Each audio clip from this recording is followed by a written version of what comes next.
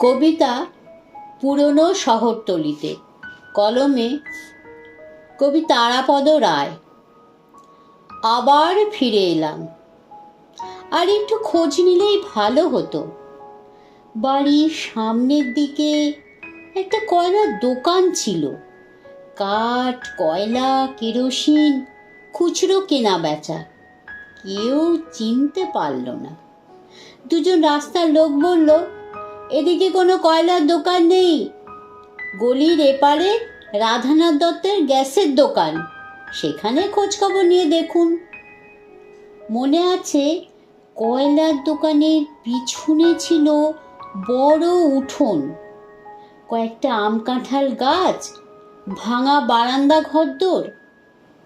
এখন তো কিছুই নেই, শুধু একটা নেম প্লেট, নাগরিক। 4 তলা বাড়ি, 16টা ফ্ল্যাট। এরই মধ্যে কোনোটায় আমি ফিরে এসেছি, কিন্তু কয় তলায়, কাদের ফ্ল্যাট? স্বর্গীয় রূপকবাবুর পদবিটা যেন কি ছিল। তাদের নতুন বাসা বাড়িতে এখন কে থাকে? কোনো খোঁজ খবর রাখি না।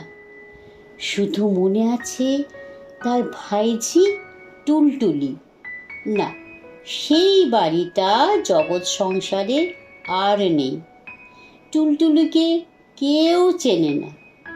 পুরনো শহরতলির নতুন পাড়ায় বোকার মতো ঘুরি। তারাপদ রায় সম্পর্কে গুটি কয়েক কথা না বললেই নয়। তিনি একাধারে কবি যেমন ছিলেন, মূলত লেখক এবং শিক্ষাবিদ, প্রাবন্ধিকও। বিশেষত ব্যঙ্গাত্মক রচনায় তিনি সিদ্ধহস্ত ছিলেন।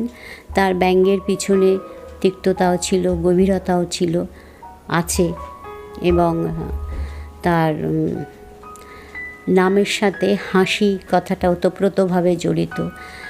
হাসি এখনকার দিনে একটু দুর্লভ হয়ে যাচ্ছে, কিন্তু বিশেষ প্রয়োজন, অপরিহার্য হয়ে উঠেছে।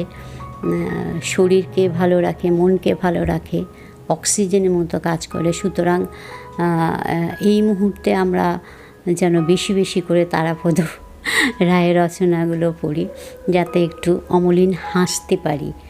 আর তার আশা, অর্থাৎ জন্মদিন 17ই নভেম্বর 1936, অধুনা বাংলাদেশের টাঙ্গাইলে, এবং তার চলে যাওয়া 25শে আগস্ট 2007 সাল। মৃত্যুর আগে অবধি তিনি কলকাতাতেই বসবাস করেছিলেন। আজকে এই পর্যন্তই। তারাপদ রায় অবশ্যই পড়বে। সকলে ভালো থাকবে।